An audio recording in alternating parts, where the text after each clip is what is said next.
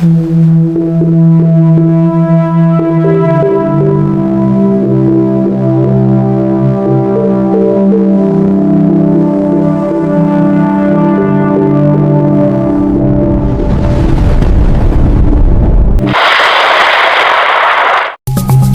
araw po sa inyong lahat. Narito na po ang pinaka-latest nating update sa magiging lagay ng panahon ngayong araw ng Huwebes, ika-19 ng Pebrero taong 2026.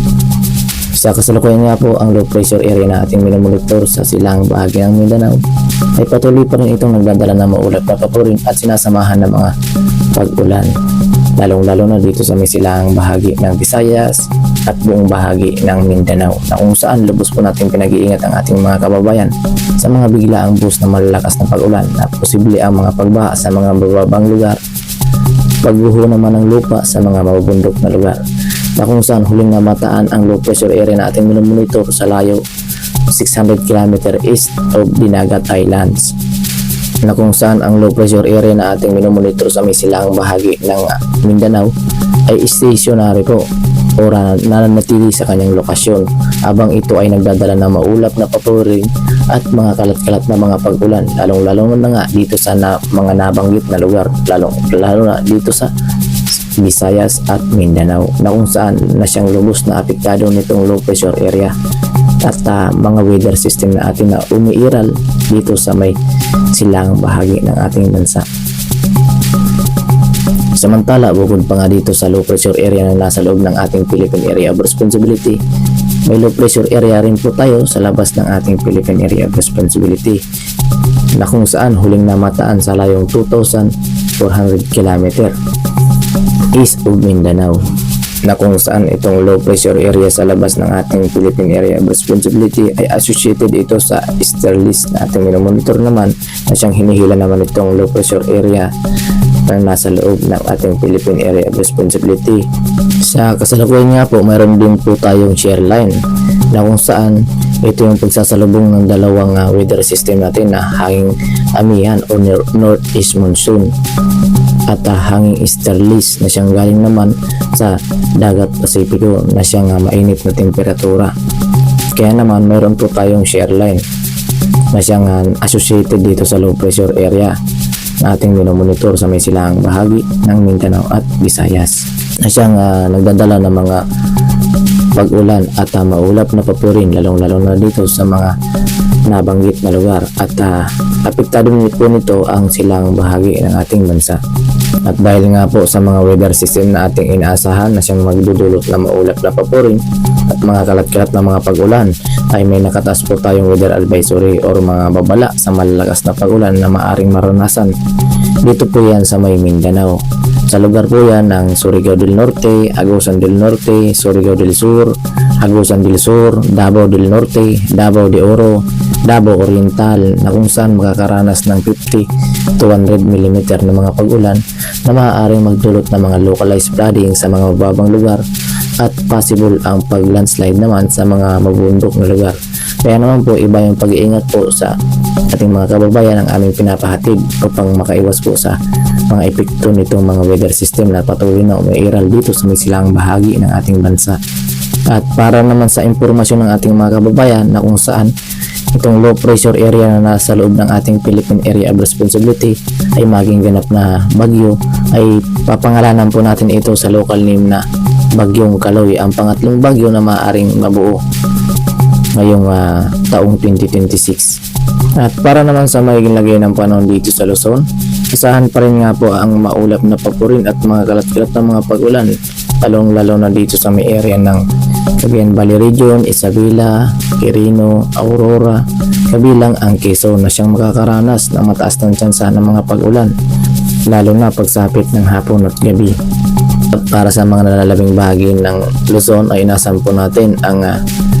pero weather ang magiging lagay ng ating panahon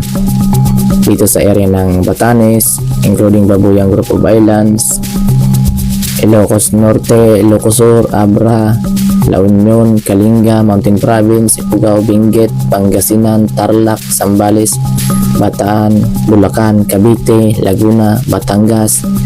Oriental Mindoro, Occidental Mindoro, Marinduque, Romblon, Camarines Norte, Camarines Sur, Albay, Catanduanes, Sorsogon at Masbate na siyang inaasahan natin makakaranas ng fair weather na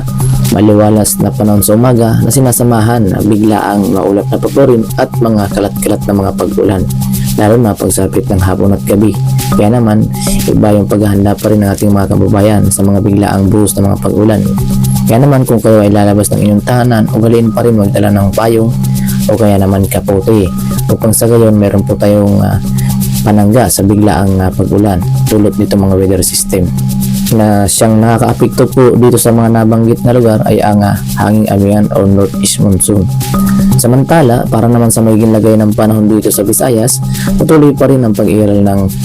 shear line at ng low pressure area dito sa bahagi ng Visayas na kung saan ito yung pinaka siyang makakaapekto dito sa may Eastern Visayas, lalong-lalo na dito sa may Northern Samar, Eastern Samar,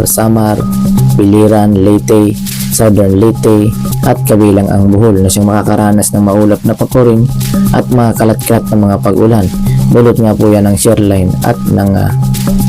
low pressure area na ating minomonitor sa may silang bahagi ng ating bansa. Samantala sa mga laming bahagi ng Visayas, dahil pa rin sa epekto ng hanging amihan or northeast monsoon na siyang nakakaapekto pa rin dito sa may area ng Aklan, Capiz, Iloilo, Antique, Guimaras, Negros Occidental, Negros Oriental, Cebu, Siquijor ay makakaranas pa rin ng fair weather ang magiging lagay ng panahon na siyang makakaranas ng maliwalas na panahon na sinasamahan din ng mga maulap na pagulan at mga pag-ulan, lalo na pagsapit ng hapon at gabi. At para naman sa magiging lagay ng panahon dito sa Mindanao, dahil nga po sa low pressure area na ating minomonitor, mataas ang tsansa ng mga pag-ulan dito sa buong bahagi ng Mindanao, na kung saan inaasahan po natin ang mga pag-ulan dito sa area ng Tinagat Islands, Surigao del Norte, Agusan del Norte, Agusan del Sur, Surigao del Sur, Davao Oriental, Compostela Valley, Davao del Sur, Davao Occidental at kabilang dito sa area ng South Cotabato, Sultan Kudarat, Maguindanao, Cotabato, Lanao del Sur, Bukidnon, Misamis Oriental, Lanao del Norte, Misamis Occidental, Zamboanga del Sur, Zamboanga del Norte at Basilan. Kabilang ang Sulu, Tawi-Tawi ang makakaranas ng maulap na paporin na sinasamahan ng mga kalat-kalat na mga pag-ulan at mga localized thunderstorm na siyang makakaapekto dito naman sa Tawi-Tawi at Sulu. Kaya naman lubos po natin pinag-iingat ang ating mga kababayan dahil nga po yan sa mga banta ng mga pagbaha at pagguho ng lupa sa mga bundok na lugar na siyang ating pinapaalala ng ating mga kababayan na maging alerto sa mga biglaang buhos na malakas na pag-ulan na dulot nga po nitong low pressure area na ating minomonitor sa may silang bahagi ng Mindanao at kabilang dito sa may Visayas. Samantala, para naman sa maging lagay ng panahon dito sa Palawan, bagyang maulap na paporin na sinasamahan ng mga light rains at lalo na pagsapit ng hapon at gabi. Para naman sa magiging lagay ng panahon dito sa ating karagatan, sa kasalukuyan nga po wala po tayong nakataas na gale warning sa kahit anong seaboard ng ating bansa. Ngunit mayroon po tayong inaasahan ng mga moderate to rough sea condition dahil nga po sa paglakas nitong hanging amihan at ng mga weather system na umiiral sa ating bansa. Kaya naman po lubos po natin pinag-iingat ang ating mga kababayan na mga isda sa mataas pa rin ng mga pag-alon dito sa may area ng eastern coast ng Cagayan, eastern coast ng Isabela, eastern coast ng Aurora, eastern coast ng Camarines Norte, eastern coast ng Camarines Sur, eastern coast ng Catanduanes, kabilang dito sa may Sorsogon, eastern coast ng Northern Samar, eastern coast ng Eastern Samar,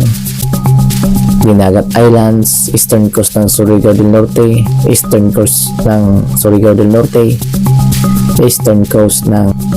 na siyang inaasahan natin makakaranas ng moderate to rough sea condition ang magiging lagay ng panahon at including dito sa may Ilocos Norte, Batanes at Babuyang Group of Islands at dito sa may Ilocos Sur, La Union, Pangasinan at Zambales na siyang makakaranas ng moderate to rough sea condition. Kaya naman sa ating mga kababayang mangisda ay lubos po nating pinag-iingat sa mga malakas na pag-alon or mataas na mga pag-alon sa ating seaboard.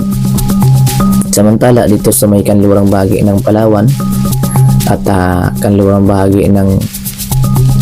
Visayas at Mindanao ay makakaranas ng slight to moderate ang magiging lagay ng ating karagatan na siyang inaasahan natin ang katamtaman ng mga pag-alon na malaya pa rin makakapaglayag ng ating mga kababayan dun sa mga nasabing area. At yan nga po ang pinakalitis nating update sa magiging lagay ng ating panahon ngayong araw ng Huwebes, ikalabing siyam ng Pebrero taong 2026. Ingat po tayong lahat at manatiling maging alerto sa mga panibagong update nating ukol dito sa bagyong ating minamonitor or low pressure area na posibleng maging ganap na bagyo. Natiling maging alerto lang po tayo upang sa gayon maging updated po tayo sa panibagong pagbabago sa lagay ng ating panahon dito sa ating bansa. Ingat po tayong lahat. Maraming salamat sa inyong pagsubaybay sa ulat panahon na ating ilalabas. God bless.